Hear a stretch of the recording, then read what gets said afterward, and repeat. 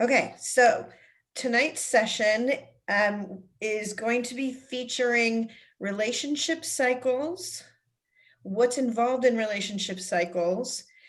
I'm going to help you identify some red flags and how to overcome them. And also we'll talk about mindset a little bit, because some of the feedback that I've gotten pertains to the fact that even if we think we have this all figured out and we're ready to make this connection with another person, once we actually get there, it's like we could totally self-sabotage or put our brains into sleep mode or bored mode to try and escape a situation. And we don't want that kind of anxiety to block us from living this really full ability to have quality relationships in the way that we're designing them. So how to be desireful, attract, keep, and enjoy the right partner is how we're going to be titling this, because it's been creating itself all along the way.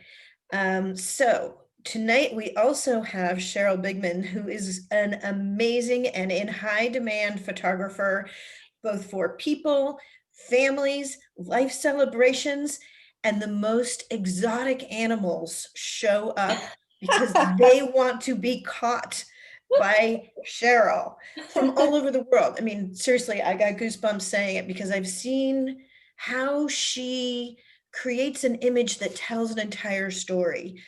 And we get to tap into that beautiful magic of light that will put us in the best light and give us an opportunity to share our vibe, both in photographs and virtually. So I'm very, very happy that you're joining us this evening. Thank you, Cheryl. And you're welcome to come to any of these.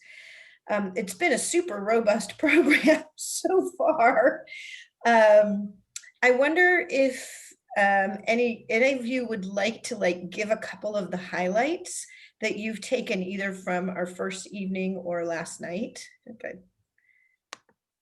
Anyone want to step in? What I learned last night is that you all, having you reflect back what was the most important nugget was really helpful to me.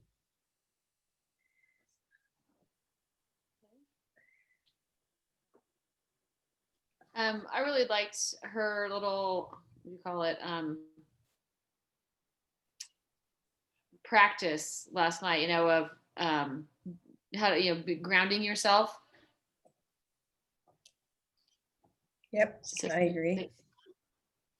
So what Cherie is talking about is last night we had Coltrane Lord help us unlock our divine feminine power.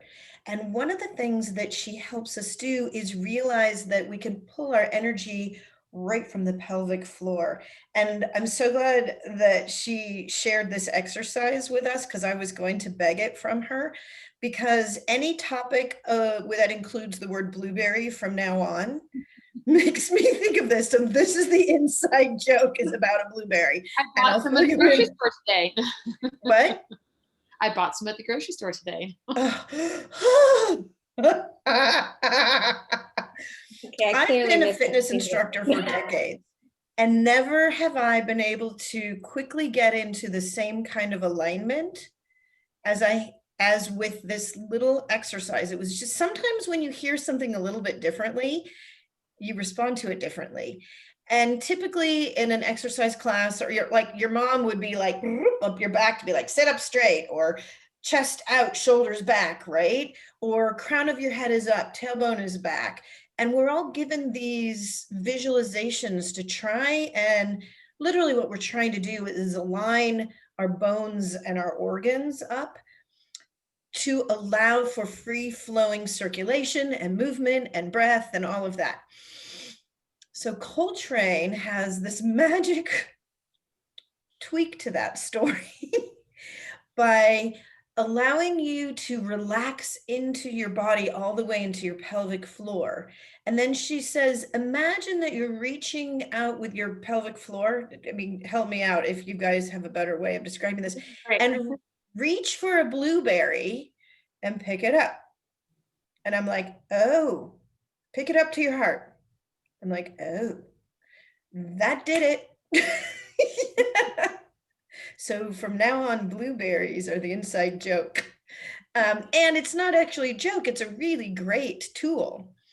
I think it's also one of those touch points that if ever you're feeling out of alignment, all you need to do is pick up your blueberry.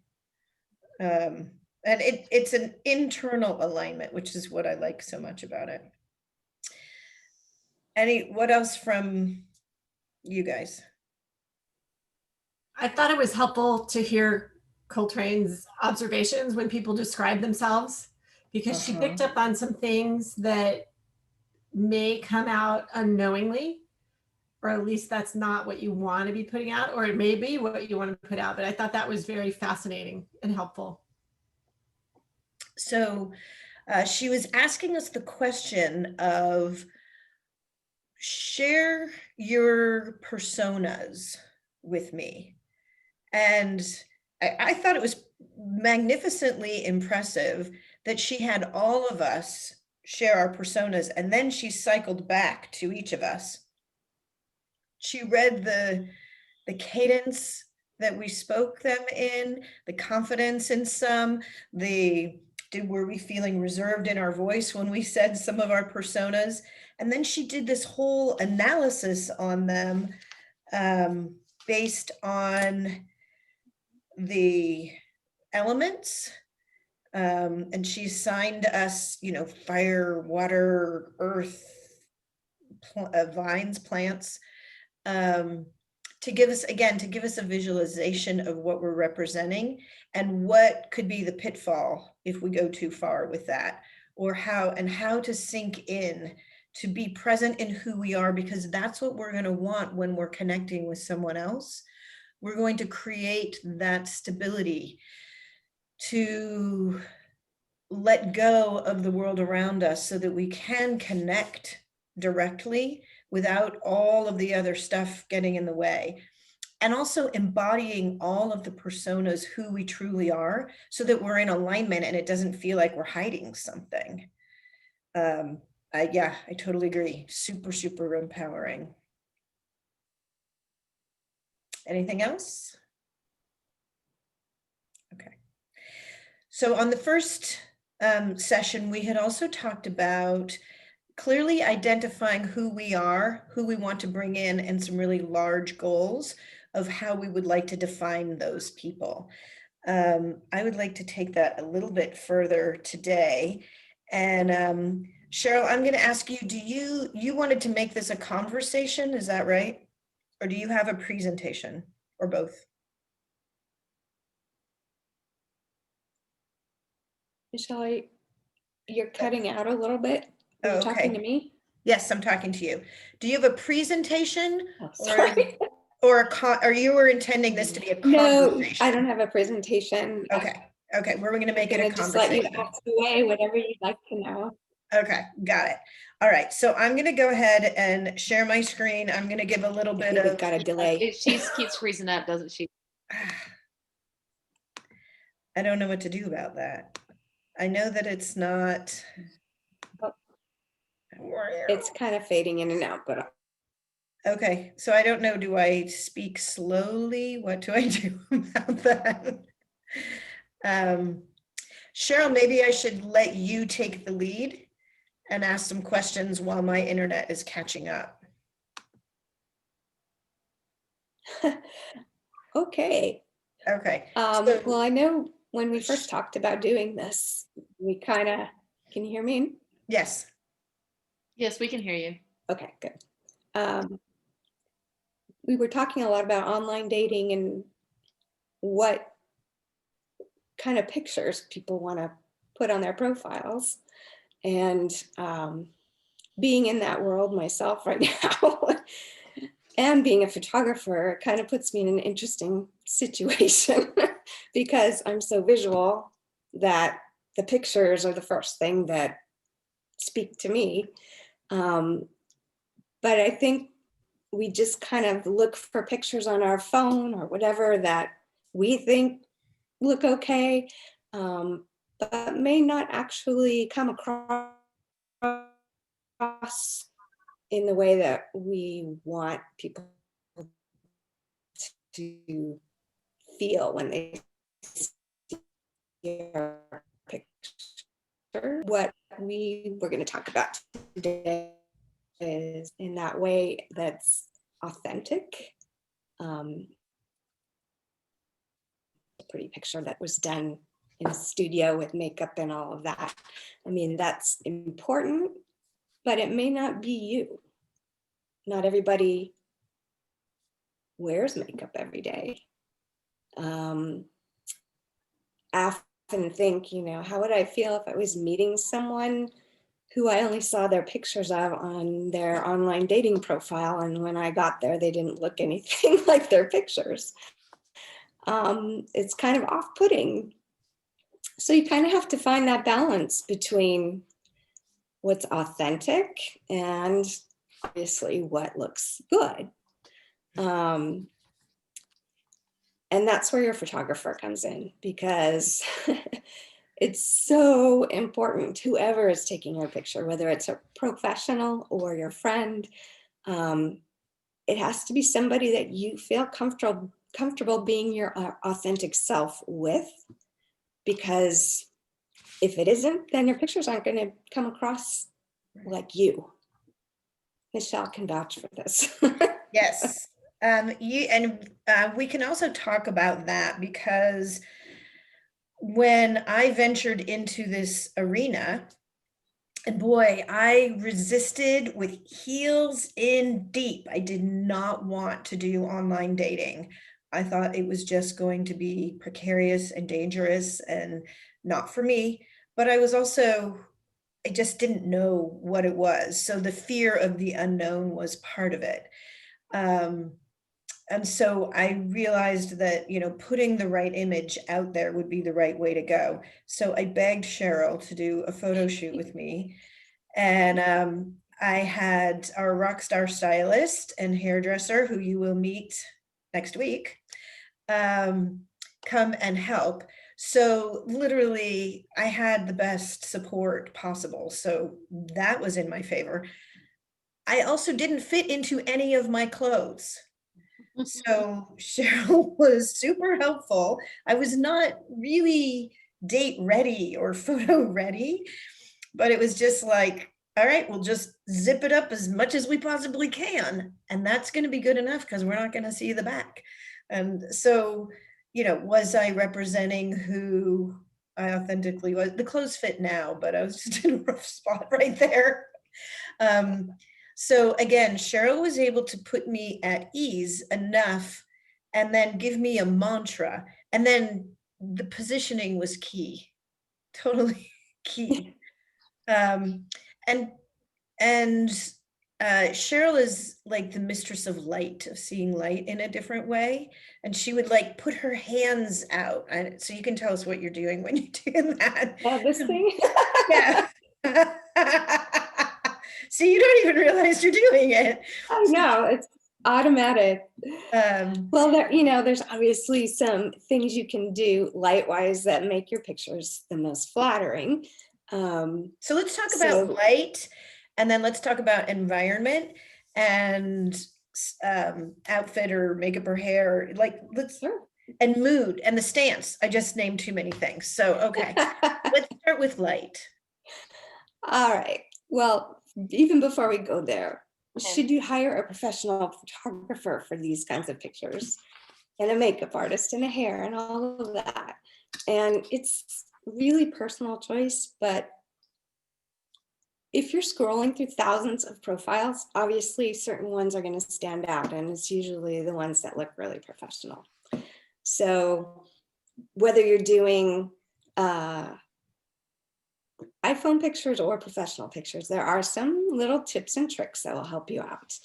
And the first one is, if you're going to be outside, which I highly recommend, you want your back to the sun. Because if the sun is facing you, you're going to be going squint, and and if you're doing it in the middle of the day where the sun's right over your head, you're going to look like you have raccoon eyes.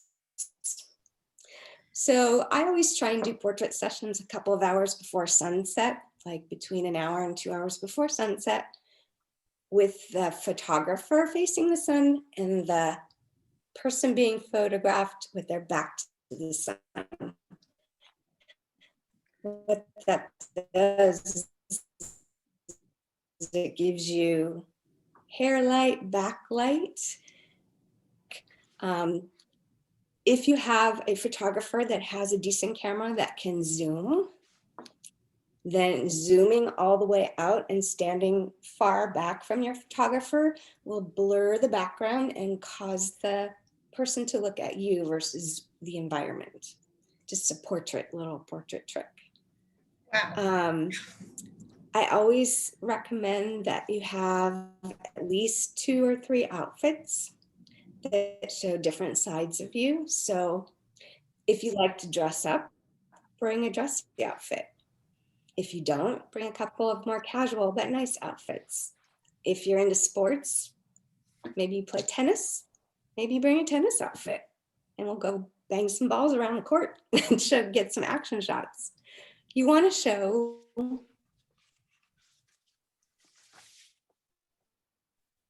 who you are. Nice, big, boisterous personality, you're going to have different pictures. Michelle was easy because she's just always happy and smiling and bubbly, and so it was important for me and her to kind of banter and joke around back and forth, and that brought out that natural smile. I don't know if you guys have kids or know anyone who's tried to take pictures of kids, but the parents have this famous line that they always say at every portrait session. Susie, show us your real smile. And it's true. But unfortunately, when somebody tells you to show your real smile, that's when you're not going to show your real smile. So it's important whoever's taking your picture is able to relate with you and bring out your real personality and just have a conversation while you're getting your pictures done and bring up some funny moment and just have fun with it, because that's how your personality is going to actually shine through your pictures. That was totally true. Right. I remember you would give me like these mantras or something, or we would be talking about like, look, you just did it. You were all like, okay, be flirty. And here it is. Your dream come true is just showed up at the door. And I'm like, okay. And I'd be like, hello, Mr. Right. And which was very different than when we did author photos, because those were all about me helping women. And whenever I even see the author photo, I see myself grinning and smiling, going, I got you, girl. I got you. But that was a really different feel and look than dream come true. You're here. You know? And imagining where we would I mean, go it's and what it true. was like. Headshots for professional purposes are going to be totally different. Yeah. Okay, so you could the cutting out's not good. Okay, so like there was a you were asking me about stance. Go ahead. About this yeah, was there's certain notable. ways you can I never heard this before. I had never heard that the way you stand. Okay. I mean, you're supposed to. Yeah, I mean, there's certain little tips and tricks that you can use to accentuate or de-accentuate certain parts of you that you may not be comfortable with. I know for a lot of us women, especially with COVID and quarantine and everything else, it's been a challenge to eat right and all of that. And I'm very, very sensitive to that when I'm taking people's pictures, because it affects your whole demeanor and your whole personality throughout a portrait session if you're self-conscious, right? So it's important whoever's taking your pictures not only makes you feel comfortable, but can give you a few little pointers on ways to stand that are going to flatter your best features. There's this little sort of unwritten thing that I keep hearing about online dating profile pictures, that you have to have full length, you have to have 3/4 length, you have to have close-up headshots. I don't know if that's true. I know for me personally, it's I'm self-conscious about the bottom half. So yeah, I would appreciate it if a photographer who was taking my full-length picture gave me a little pointer on how to be more flattering standing for a full-length picture. I don't know if you were looking for a demonstration, Michelle, or Are you gonna make me demonstrate? I'll do whatever. You know, it has to be me, but it could be you. Do you want me to do oh, you it? want to demonstrate? Not really, but I will. That one little trick you're talking about is super simple. Okay, so Here, I'll show you. oh, thanks. Are you gonna both do it? Okay. So when you're, this is gonna be hard. That's what I figured. I was like, small put little my stuff screen higher, see if I could do it. Okay, so here I am. Look, you can't see my casual tennis shoes and sneakers here. So when I'm standing, can you see me?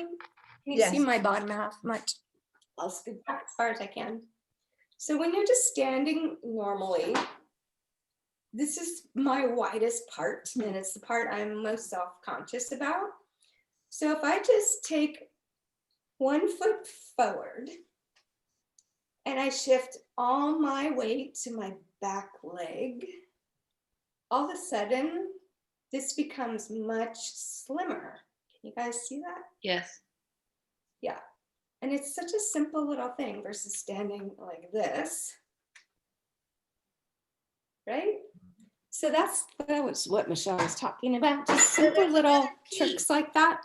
Because I remember it was like chin forward, Well, but the other pieces for this part, yeah. So when you're standing like that, what a lot of people do when they laugh is they go, and immediately they get a double chin.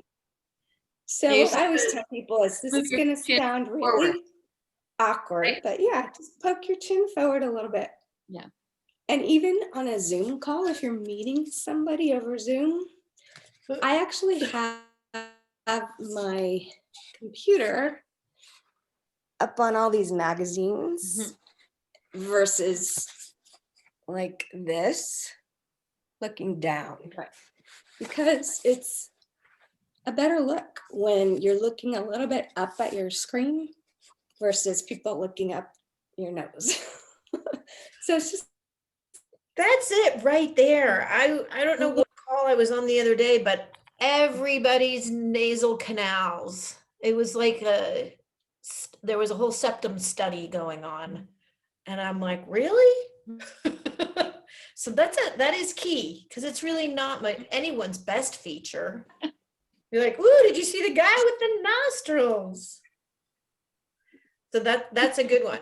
Put your camera up a little. yeah. Yep.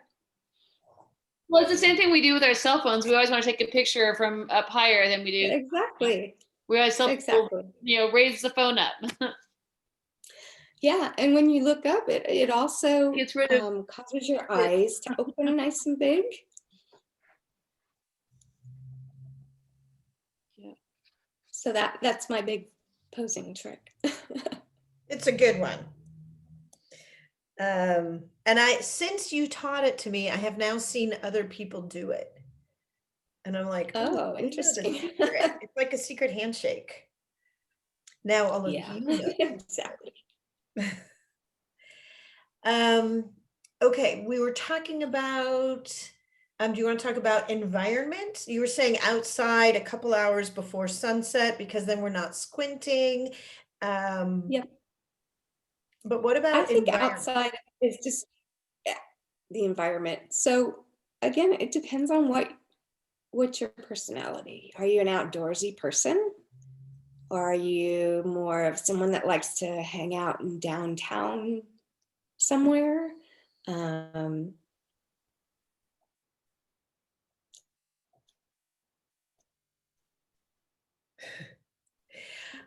with all my portrait sessions, I always encourage, maybe you want to go to the beach with some pictures. You don't have to be in a bathing suit, but it's a nice environment. Yeah. If you're a city person, then just go walk down a cool street and do some more street photography kinds of shots. If you're a nature person, go for a hike or go to a local park with a lot of trees and greenery. I mean, that works for everybody pretty much. Indoors, a little trickier, mainly because of the lighting. If you're having a professional photographer do your pictures with professional lighting, perfect. But that's not real life. That's nice for your like one nice professional picture. But people are looking to learn as much about you as they can from your profile, which is hard to do. And so the more pictures you have that show who you are as a person and what you're into, then I think the better. Okay. How many pictures do you think? I mean, because if someone Good puts question. one picture, I feel like they're not telling a story. If they just put everything and their mother and their pets and every place they've ever visited, and people do this, I feel like you're giving away the Yeah. store and expecting me to invest in you before I know who you are. I agree. I think, I mean, all the stuff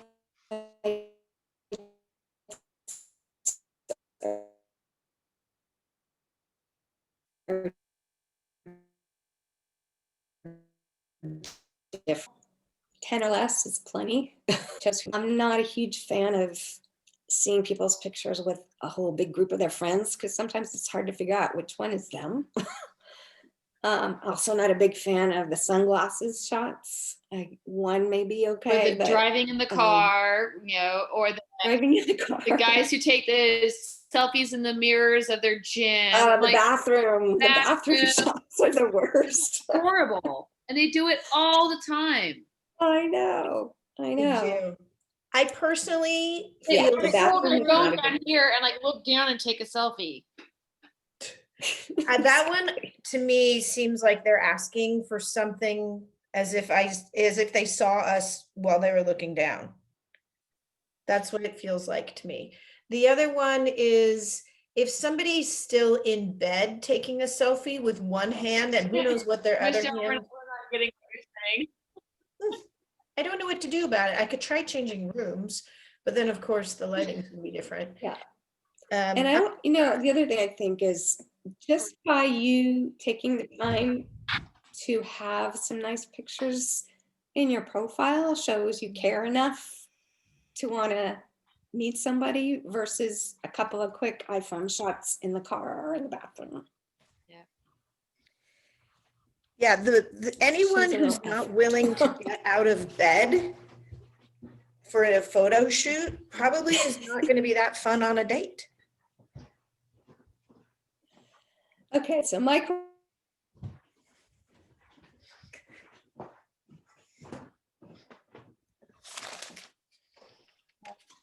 Or where they have a picture with their ex. They like. There are a lot of pictures out there where they're with women. You don't know who the woman is. Yes, there we go. I'm back. Thank you Now for we your got you. patience. I'm hoping this is a little bit better. We'll see. Can you hear me now? Yes, we can. Okay, let's try this way anyway. Welcome to the living room. I hope my lighting is okay.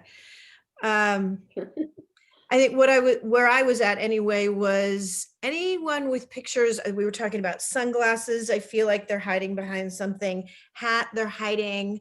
And I don't need you to be hiding. I want to know who you are so that when we meet, we know that we've connected with the right people who are right for us. Somebody who is taking the pictures in the bathroom or the selfie. I want to know that somebody who's right for me anyway is going to have at least one friend. Now, I realize this is a unique situation where many of us are on quarantine or lockdown. And in that case, I've actually done photo shoots on Zooms. And we've set everything up to be as appealing as possible. And I'm print screening, and we've actually gotten some decent shots that way. But again, it's all the things that you're saying, Cheryl. We're working for the light, we're working for angle, we're working to make sure that this person is feeling at ease and comfortable, and we're giggling or laughing, and we're working on it together. So I do want to know that someone has at least one friend who could probably snap a photo, or even a stranger. Can you take a picture? Right. A picture on a sailboat or with your bike tells us something about you. A picture. Pets too. I've seen quite a few Pets. pet pictures. What do you think about? Be in the picture with the pet. Don't just post your pet. Yeah. Right. Right. Or I've seen people like, I've really only posting this, it's not my dog, but people like cute little pets, so I'm putting it there. It's like getting they're trying to get the, oh, that's cute factor. Man, whatever it takes. I'm curious to know, I don't care for the ones, like I think I was saying, if you can't get out of bed to have a picture taken, then maybe you're the right person for someone. Not going to be energetic enough for me. So it is telling. What are some of the pictures that you all are like, oh, I really like when someone is on a boat. I got to say that. But I like sailing and boating. And one of my deal breakers is if you get seasick. I can't go out with someone who gets seasick. Well, sorry, Cheryl, you can't be my lifelong partner in that regard. There's plenty we can do as friends, though. So that's one of my deal breakers. So I see love, if you are looking at a profile that didn't have sailing pictures, but the guy liked to be on a boat and just never posted a picture of him on a boat, then there's one reason why you should post those kinds of pictures, right? Right. Someone in front of a fancy car. What do you guys think?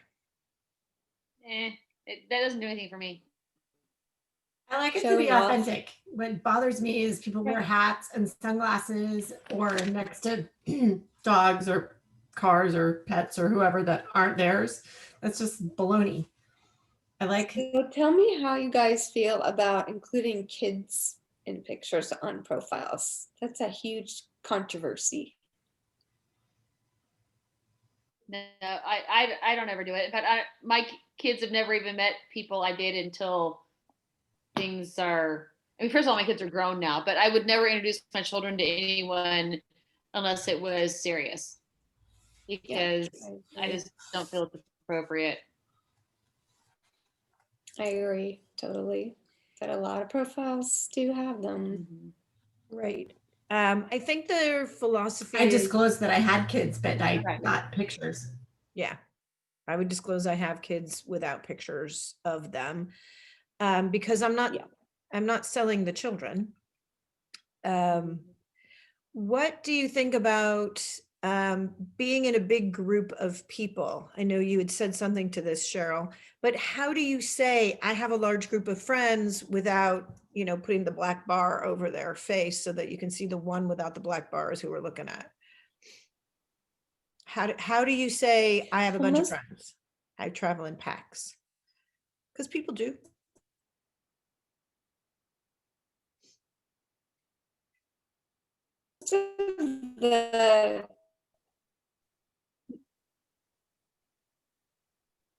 Most of the sites allow you to write captions. Nothing wrong with that. Just you have enough pictures of you so we know who you are in that other picture. Right. Okay, so let's talk about us now. What do we think would be the 5 top pictures that would be expressive of who we are? Like if you had to describe yourself in 5 images, what would they be? And I got to be honest, me against a gate and a fence, I'm not sure I would describe me as that, but those are the ones I have. Nor would I describe me in a dressing room, and that's the one that calls everyone's attention. Oh, thanks. Didn't mean it that way, just it was there, and it's a pretty dress, and there you go. But it So shows what- that you like to get dressed up. Right.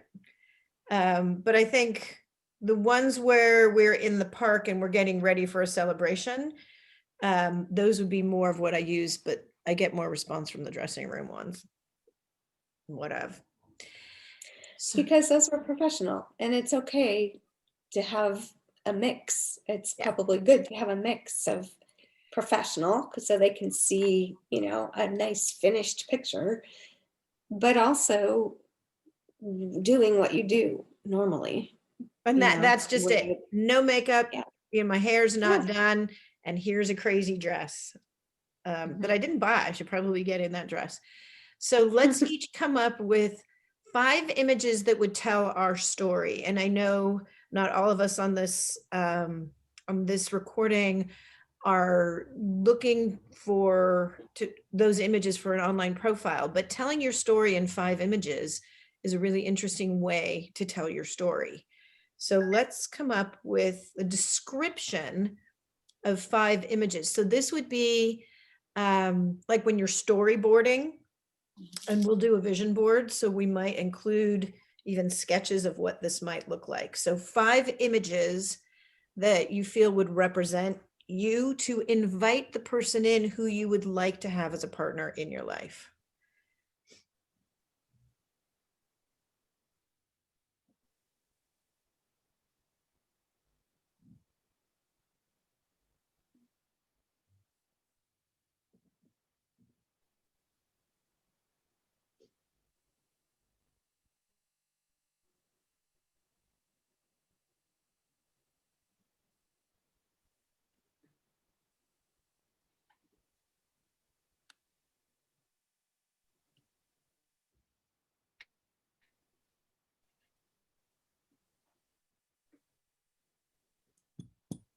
I actually just created a pair that are all this year. And so there's nothing that's on any previous sites that I've created. Okay. A headshot, And hiking outdoors. I've gained the COVID-20 on top of what was above my normal weight anyway. But so I was happy to find that I had pictures from this year that were Right. current that I felt were. That's good.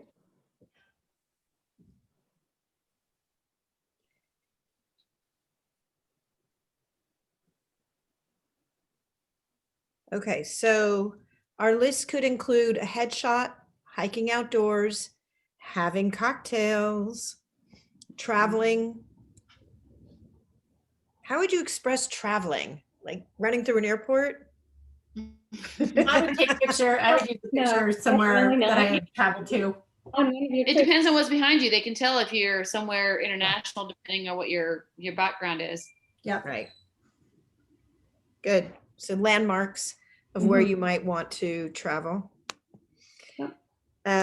Sailing, dancing. It's usually walking me sitting in nature. first class. Say it again, Alex. It's usually me sitting in first class drinking some champagne. That's my way of expressing my travel. Yeah. I like it. Going back on mute so I don't disturb you now.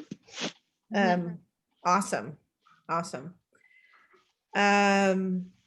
Okay, so that I think that's one of the pictures that I tend to get a lot of comments on is one that I posted with me in an airplane.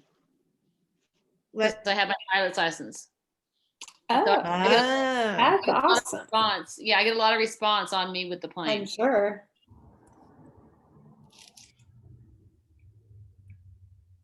That's a good one. So there's a really good way to share your vibe of who you are at a glance in a way to tell a story in 5 quick images. That's fantastic. What other secrets do you have for us, Cheryl?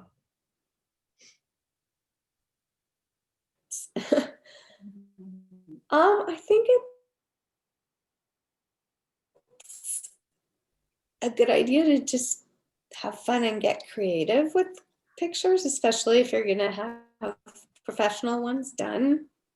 I did a photo shoot of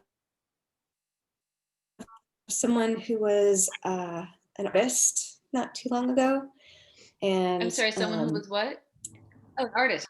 Who was an artist. They Right. like to draw, and they're really good at it. So we went to this local park that I knew had sort of a forest setting of artistry and creativity, both with her and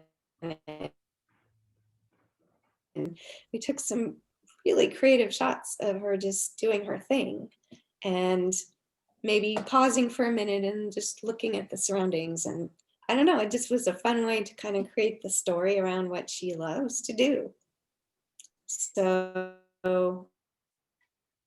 I would say don't be afraid to be a little creative.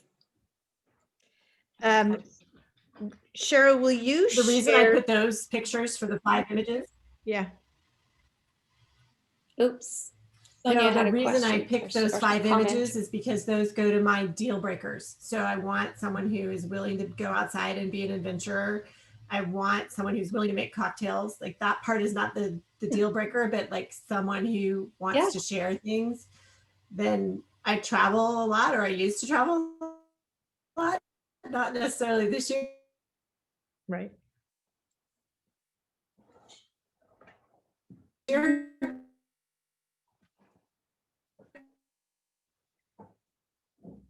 But someone who's willing to come with me and go exploring. And then I do a lot of volunteering doing it. That's what you want to do. Exactly.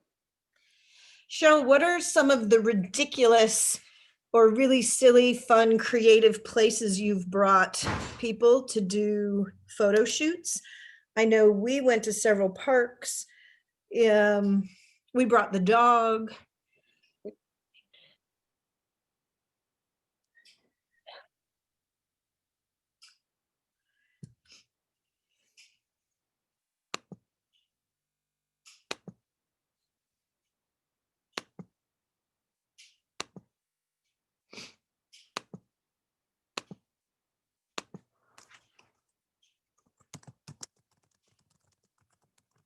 Places are a few parks scattered around the Bay Area that have a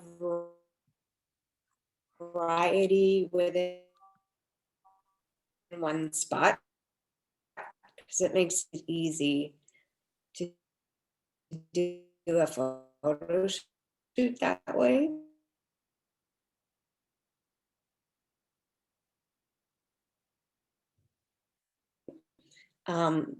I've done in the Presidio and Bickerby around the ocean, but there's a little trail. I don't know if you guys have ever been there, that runs away a few steps away from the beach to this area that's called Battery Chamberlain. And it's one of the many batteries or former military posts along the coast of San Francisco. And it has a very grungy feel to it. So for instance, if I had someone who was into rock music, played in a band, or just loves sort of that grunge look, then I would take them there. There's usually graffiti at different points in time all over the place.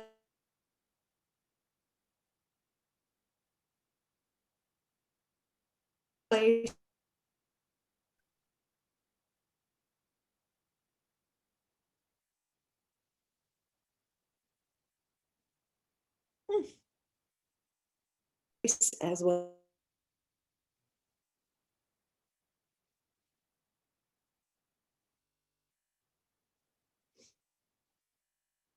Steps, and he came in a suit and a top hat, kind of cool hat. And we did all kinds of fun stuff just in front of it, with whatever it is you're into, because there's tons of possibilities out there.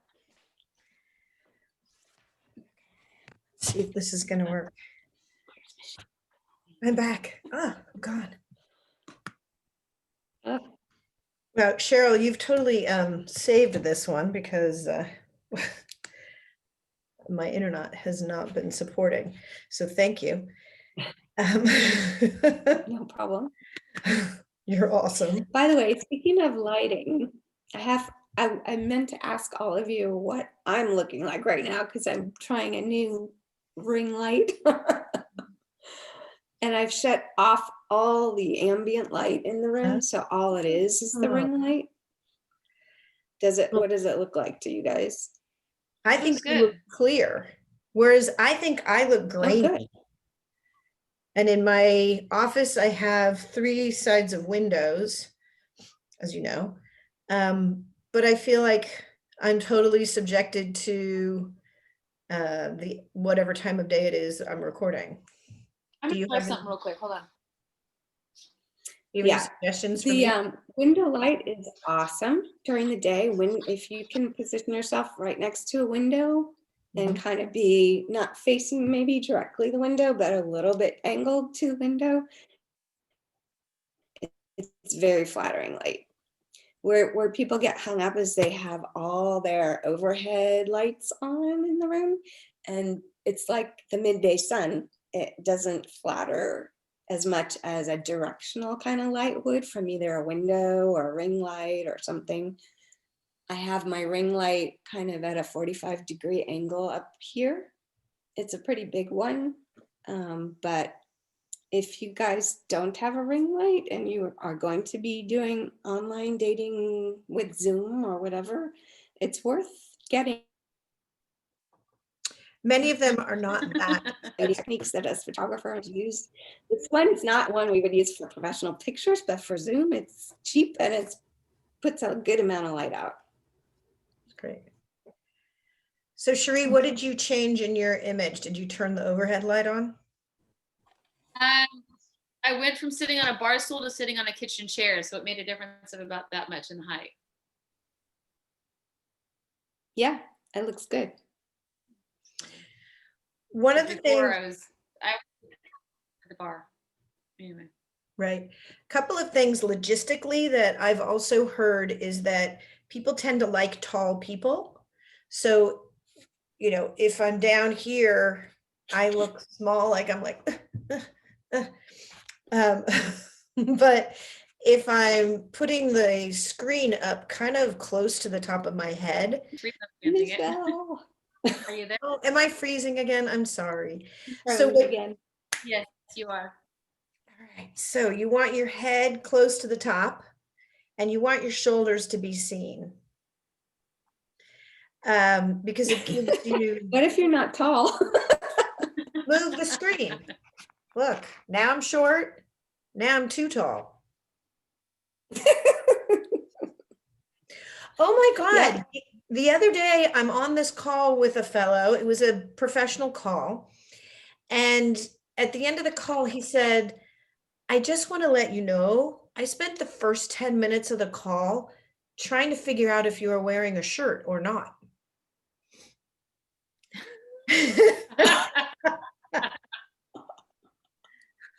I'm like, wow, glad to have had you engaged in what was going on.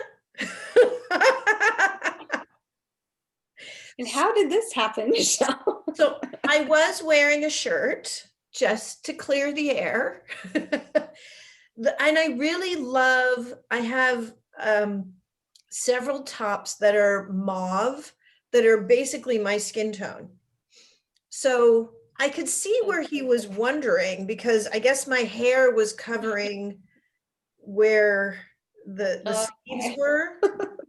And it came up to like here, and he was like, well, it did seem like it was kind of curving a little bit there. And I was like, I laughed for the rest of the day. I mean, he told me, you know, in good fun, in, you know, just letting you know, I was kind of wondering. And I'm like, well, That's funny. So it's something to consider. Well, that's another thing to think about. It's Clothing eye-catching. choices for photos and yeah. But, and we can talk about color more with Josette, but do you have any experience of what colors really pop or what are more attractive or that kind of thing? Yeah, that's interesting. Whenever I do a photo shoot of any kind, I always tell people that you want to just avoid crazy loud patterns and big logos, and solids are always great. This kind of thing is a little different because it's just you, so you can really personalize the colors that are the most complementary for your color, for your skin tone and hair color and all of that. What I would also think about is the environment that you're in, because if you have like a white wall behind you or gray wall and nothing else, and you wear white or gray, it's not flattering. At the Right. same time, you don't want to be too contrasty. So if you have a white or gray wall behind you and you wear black, sometimes the cameras on the other end have a hard time dealing with that high contrast. So solid colors, I would say that you like the way you look in, are always a sure bet. Accessories are fine too. Just keep it simple. Glasses is an interesting one as I'm watching my reflections Yeah, in the good. light. I know some glasses have anti-reflective coatings, but when you're talking about direct window light or a ring light, a little trick that I use with my clients is I just tell them to just tip their glasses down a little bit like this, because if I look up, look what happens. But if I just tip my glasses down a little bit, it goes away. See that? Yeah, that was good. Otherwise you have the ring light in your. Yeah, it's annoying. It's hard to see someone's eyes that way. Or Right, just and take that's them what we're off. looking for. We're looking to make connection. Yeah, Yeah, but see, I can't see you if I take them off. I know. We're I'm not the same asking you way. to take them off. We're Yeah, asking you to tip But them if you down. normally wear glasses, just tip them down a little bit. If you normally wear glasses full time, then Well, I they're mean, just that's who reading you are. glasses, but I need them. I need them for the computer. But if someone's Okay. here in real life, I don't need them. But if I want to see Okay. anything on the computer, then I have to have them. So Got it. let's see what it looks like when you tip them down.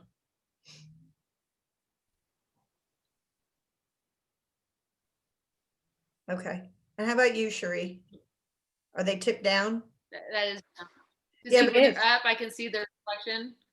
Okay, yeah, A but little bit, then I kind of miss your eyes when you're tipping them down. I don't miss Cheryl's right, eyes. when because she's tipping them down. right. Well, these are just dollar store glasses.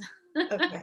They don't, So it's different. Yeah, you're right though, the Michelle. style If you tip your whole right. Her glasses are if you styled. tip your whole head Right. down, you don't see the eyes. But if you just tip the glasses a little bit, Hers are so the rounder. arms are a little higher. Don't cut off across the middle of her eye like mine does. So when I look down, all of a sudden you can't see my eyes. Yeah. Which is why I Right. keep pushing them back. It's just so that it makes it so that my eyes can be seen. Yeah, and we want to see your eyes for Yeah. sure. So for purposes of an online dating call, I would say take them out for a little while if you don't normally wear them all the time, and suffer with not seeing clearly for a little bit, and then maybe put them on if you want to see. But I mean, if you don't normally wear them all the time, that's not how you look most of the time, right? Right. Good one. But I get it. I have the progressive, so I can't see anything far away or up close. So what other questions do all of you have to make sure that you are sending the right vibe in your images and in a virtual setting for our expert Cheryl? Otherwise, I will try and give you a presentation. Other questions? So photography or anything. I think I'm good. What about you, Sonia? Well, since I'm out of the online dating thing, I'm not too concerned about my picture on there, but I do, from a professional standpoint, behind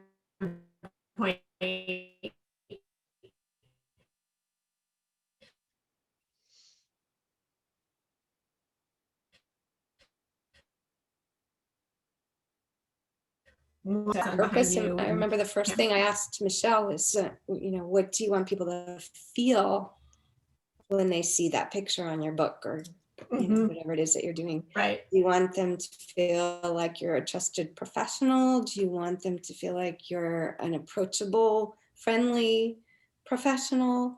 Yeah. Because all those other physical elements and technical elements contribute to that final look of your photo. Yeah. Yeah, that's great. Appreciate that. Awesome. Awesome. Thank you. All right.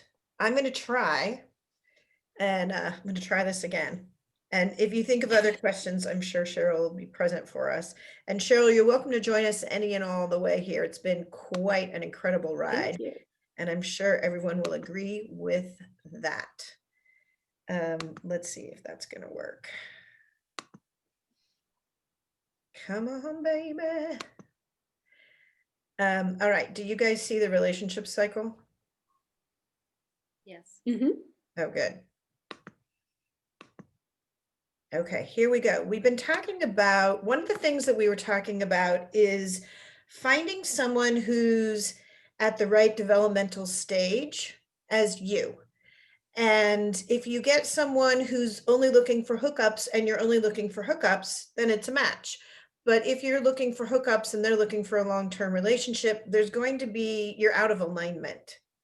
So if you can find yourself aligned with someone who's at the same point in their relationship cycle, it really makes going through the developmental stages from discovery to chemistry to engaging with someone to a casual relationship to a committed relationship. Engagement, maybe I use a different word because engagement also means that maybe you're getting married, but I'm not suggesting that at that point. So I'm wondering, what do you think that natural cycle? Interaction's good, thank you.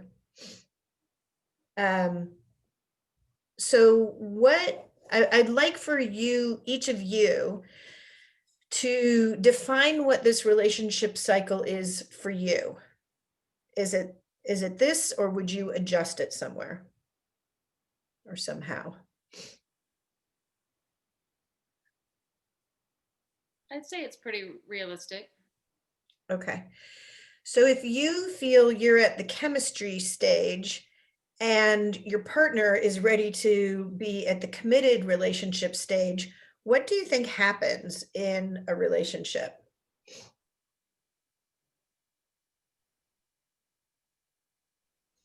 Well, it depends on how much time has gone by, I guess. I mean, that's a pretty big difference in levels. Right. So that could be conflict. And if for some reason there are people who are just like, well, we're going to decide who you marry because they're arranged marriages. So it's like they jump right to committed, and then they need to do the discovery, the chemistry, the interaction, and the casual phases afterwards. So it's interesting because in different cultures, these are not always in the same order. And if somebody's ahead of another person in the relationship cycle, there's going to be friction, and there's going to be a decision as to whether do we continue or do we disengage from this. One of the challenges of the dating experience is that there's this excitement that, this might be the one for me. Are you the one? Are you the one? And you're going to prepare and you're going to say, I've met this great person. Here we go. We're going to go on a date. And you have this visualization of who they are in your mind. They have come to this interaction with the same, hope. The goal is to be clear enough in who you are and where you are at in your relationship cycle and your expectations of what you would like this interaction to ultimately result in, that both of you are coming to the table, so to speak, with similar ideas of what the expectations are. There are those people who will just tell you what they think you need to hear to try and move things forward. And it's important to ask the extra questions so that you don't run into too many of those situations, because they may believe that they are that person, but then they're going to do a little soul searching and go, this was not quite what I had in mind.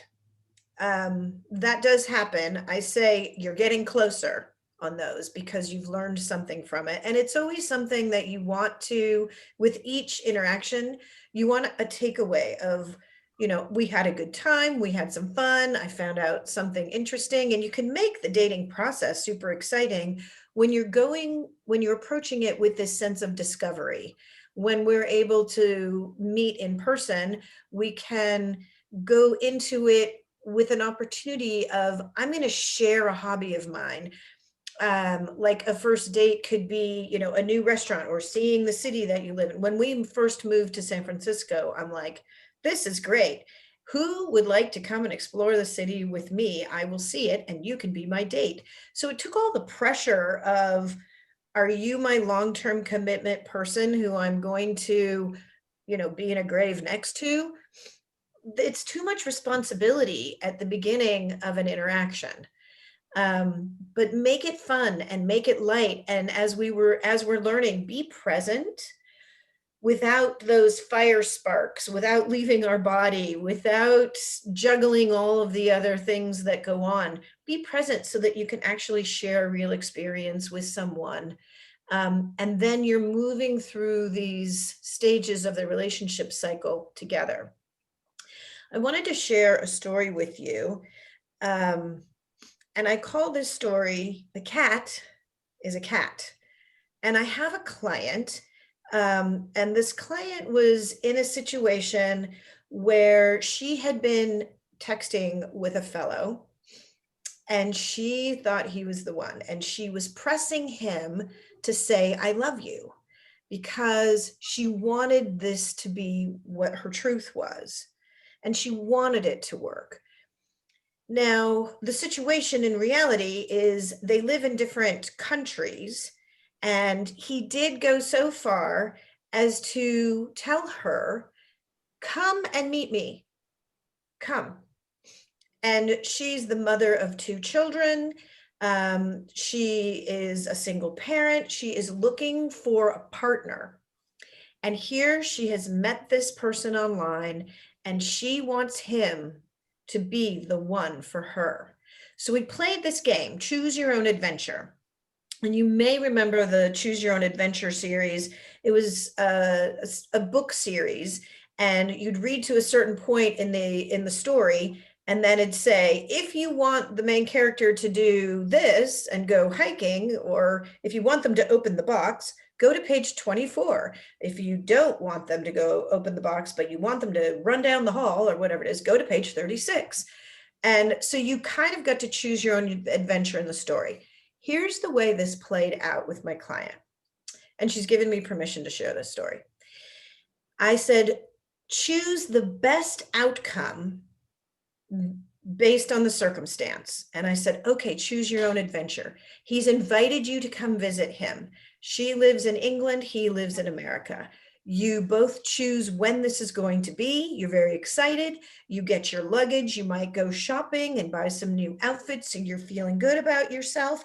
You've informed your parent who's going to take care of your kids while you're gone. You've spent a bunch of money on an airplane ticket. Are you going to go and meet him? Yes, I am, she says. Okay. You're so excited. The 2 of you have been chatting. You're very eager to connect. You get on the airplane, you fly all the way, to America. You land I said, what happens at the airport? You are now really tired. And we decided she was not going to be trying to drive on the right-hand side of the road. Choose your own adventure. Does he pick you up at the airport? She says, oh no, he doesn't drive. Okay, so what happens now? How are you going to get to his house? Oh, I'll get a cab, or, I'll get a driver. So she's getting a driver. She's now exhausted from the long adventure. She is also really excited. She's able to find the house. She's got her purse. She's got her luggage. She gets to meet this future man of her dreams. And I said, so you've got everything. You say goodbye to the driver. You walk up to the door. Who answers the door? She says, oh, his mother. I'm like, oh, okay. And his mother knows you're coming, right? Oh yeah, he lives with his mom. Okay. And she's 48 years old, just to let you know. And so I said, okay, so how does the mother greet you? With enthusiasm? Oh, she gives me a hug, invites me in, and offers me a cup of tea. I said, when does he come to greet you? Best case scenario, choose your own adventure. Oh, he would stop playing his video game and come out and give me a hug and a kiss. I'm like, okay, here we go. So it's in front of the mom. And then I said, what happens next? The mom has prepared a meal. So they sit down, they chat, they talk about what they might be doing. And then I said, okay, so you going to a hotel? And she says, oh no, I'll stay with him. I said, okay, in the mom's house, you're staying with him. And what happens? Well, I said, are you staying in the living room? Are you sleeping on the couch? Oh no, I'm going to stay in his room with him. And he's grown up in this house. I said, so what does his room look like? And she described the room. He has, been raised in this house. So there's the trophies from elementary, junior, high school, and college, and the posters on the wall and all of that. And I said, best case scenario, maybe his mom changed the sheets on the bed for you. And she goes, yeah, but we're going to sleep in the same bed together. I'm like, so here's this person. This is your first encounter and you're sleeping in the same bed. What do you think's going to happen? Choose your own adventure. Oh, we're going to have an incredible intimate experience. But he's a virgin. I'm like, okay, so, she's now training him. He's going to be nervous. He's going to be excited. He might be a little too excited. Okay. The mom is now, I don't know, but okay. And I said, realize that this room is a lot like your son's room. Okay.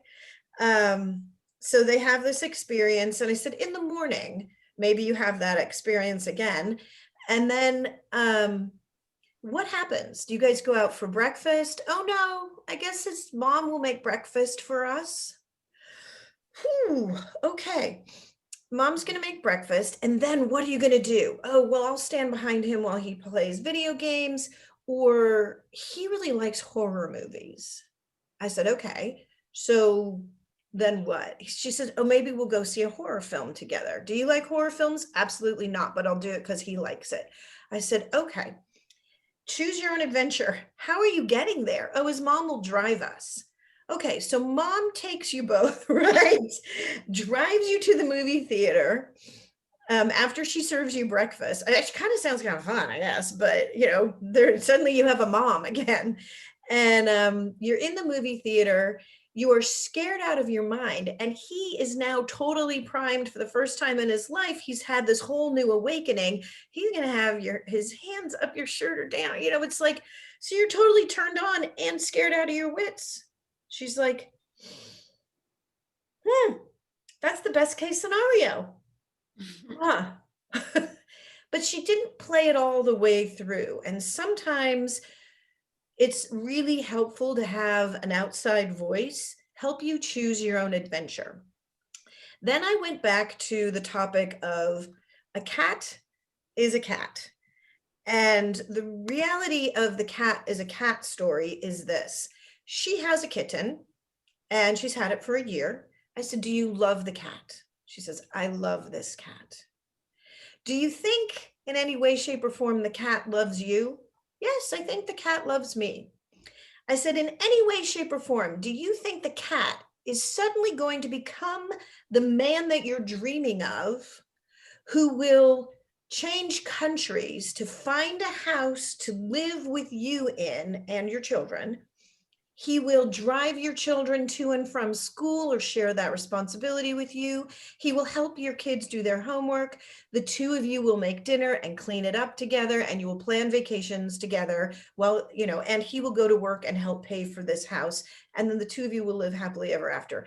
Is your cat ever going to turn into that person? No. So is there any inkling that perhaps this fellow who you've put this huge responsibility on is going to suddenly leave his mother's house? And he's young, no surprise there. He was over 18, but still young. And he's living at his mom's house and he's playing video games and watching horror movies. And that's what she knows about him. He doesn't have a plan for the future. And he doesn't necessarily desire to be at that point in the relationship cycle to suddenly say, Mom, it's been great. I'm moving to England. I'm going to get a job and I'm going to help this wonderful woman raise her two children. A cat is a cat. So setting realistic expectations is one of the things that I wanted to talk about tonight, because if we don't set the realistic expectations for ourselves and for who this other person might actually be, then we get disappointed. And what our sweet brains do is we say it's our fault, and it's not. It's nobody's fault, because a cat is a cat. And you don't want to try and change someone. And we don't want to have someone say, well, you're great exactly as you are, but could you please move to a different country and raise my children with me and get a job so you can help me, you know, buy the house of my dreams, not yours. So it's just totally out of alignment of what they wanted in their lives. So it's really, my point in telling the story is, it's also valuable to include that early on in conversations. And those would be, you know, do you have kids? Do you want kids?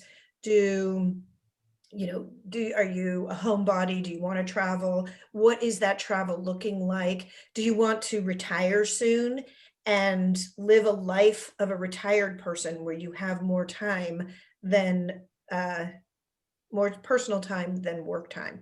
So that's the big message I wanted to share tonight, that a cat is a cat. And if you're dating someone who is a cat, that's awesome. Appreciate them exactly for who they are and what they bring into your life. What a girlfriend of mine said, there's the kind of guys you date and the kind of guys you marry. So this cat would have been the kind of guy to date necessarily, because he had a different life plan for himself than what she has in mind for herself. So great guy to date, but to expect him to change his whole world and everything else was out of alignment.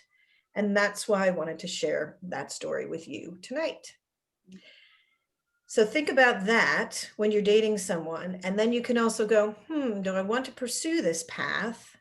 And realize that I can accept and enjoy and, you know, embrace this person exactly who they are and exactly who they are to me. Because it's hard to get to that one person with that, what is it, kissing a lot of toads? I don't know. I hate that one. But, you know, so if you're I also have the attitude of, if I'm going to spend that intense amount of time getting to know someone in that intimate of a level, then I see that there's more alignment there. And for me, I can remain friends with people who I've dated in the past because we've built this foundation. Not everyone is like that. But I understand who they are. If they're a cat, then, you know, as long as I feed them, you know, then we're good. That part was not a good metaphor, I know. But so do you get my point in that? And do you have any questions on it? And we can play choose your own adventure if you get into a situation. I'm just thinking we're not going to run into those kinds of extreme ones. This was, in my opinion, She saved a whole bunch of time, money, and grief and Yeah. horror film. No kidding. And it's a true story. I was going to ask that question. I didn't make any of it up. I have such a big imagination, but I do not even have to make this up. I didn't catch how old the guy was. She's 48. I think he was 37. Wait, if mom was, well, you said mom was 48, not his mom. No, the woman was 48. Okay. I got the impression that the guy's mom was the one who was, making her breakfast was Oh. 48. I'm like, these guys are young. Super young. No, Okay. he's 37. She's 48. Oh, So there was an age difference, but the two of them had been chatting. And to be honest, he had been realistic with her because she was pressing him to say, I love you. And he was saying, I don't know you yet. So he was setting a realistic expectation, but she wanted so much to push her way through that relationship cycle that she was trying to pull him along with her. But if he went along with it, they would be clashing at some point. He would be feeling like he did something that he wasn't ready to do.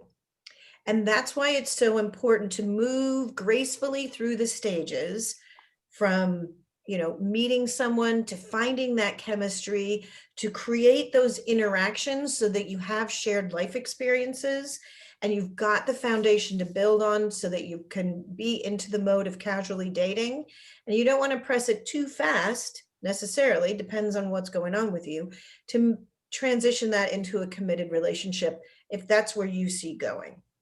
The point is, you need to be at the same point in your developmental relationship cycles. And these two, it was a perfect example of so many things that were out of alignment. But I played Choose Your Own Adventure to give her the aha moment of, whoo, you're right. And the resolution of that story is, this is the woman who I helped do the photo shoot. She's in England. I did a photo shoot by print screening right here. And we updated her profile, and she found someone who lives within a half hour of her, who is I think he was a year younger than her, loves kids.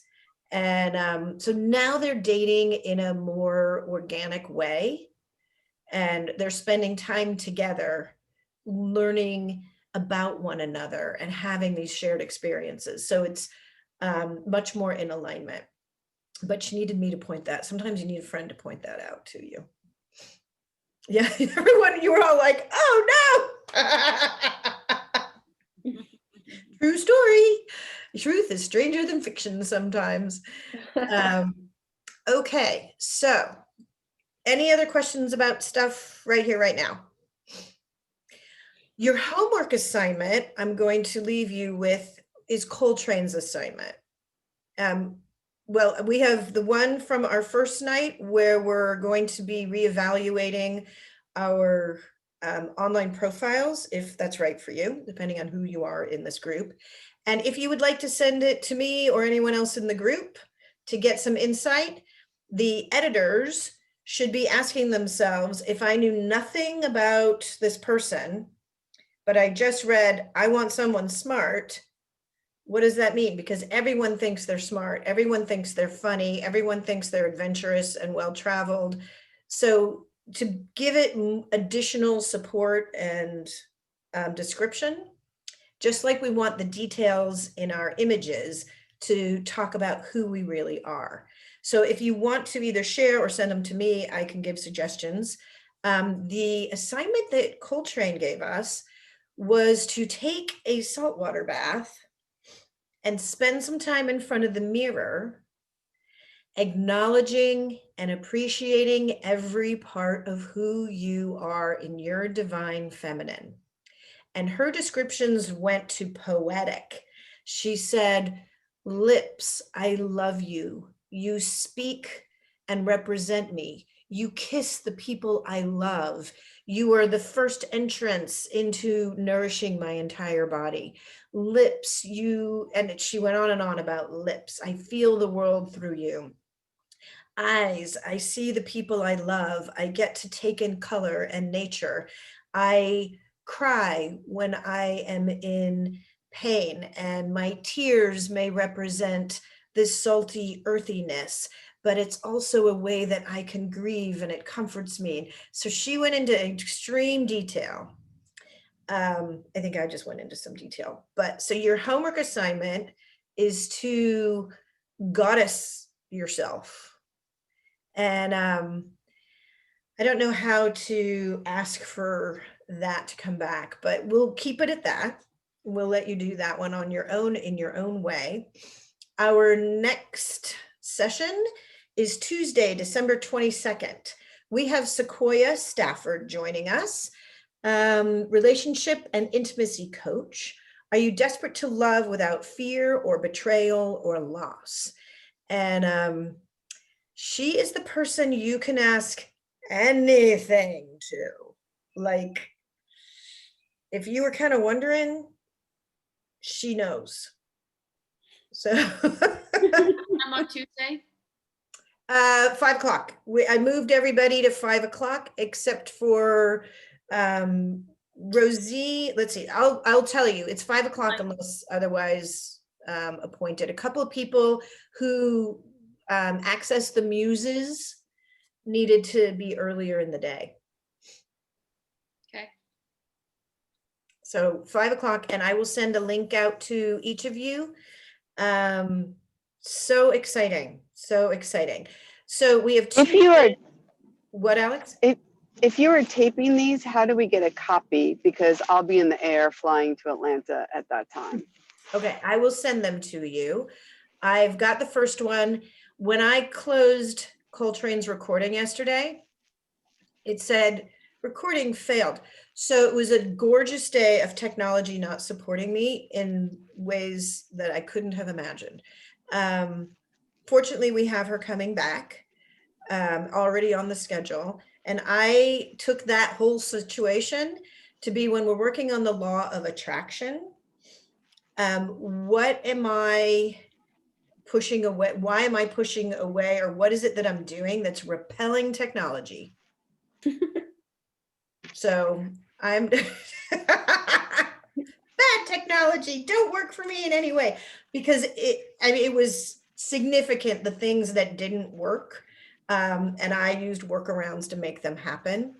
And when it said recording failed, I was like, of course it did. So I am working, what I say is stretch your strengths and strengthen your weaknesses. And if there's a vulnerability, find someone in your advisory board, look at that pretty kitty, and I can explain all of that to you, to fill that gap. So this is a vulnerability of mine, and I now have people reaching out to find the right fit to fill that gap, so I don't run into that and we don't run into that. But I do have our 2 recordings, the first one and our one with Cheryl and her kitty, sharing the light and how to send your vibe so that you are in the best light. And I'm happy to share those with you. I will also ask to continue the series, if you will be so kind, to provide something through PayPal. And if you would like to join the series and invite a friend, I'm happy to extend the offer that I've given some of you to all of you who are already in the group. And you're welcome to take advantage of that offer, to extend that with a friend, because then we'll have more people joining the party, and I'm all about that. And this is such a good time. What a great gift to share with someone.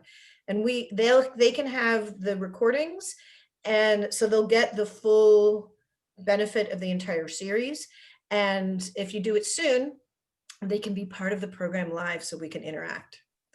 Sound good? Okay. Let's close this one up really quickly. Gratitude grows in a forward motion. Quick, quick, quick. Can you think of 5 people you are grateful to have in your life? Yes. Can you think of 4 things you are grateful for? 3 accomplishments you've achieved. 2 events that have changed your life for the better.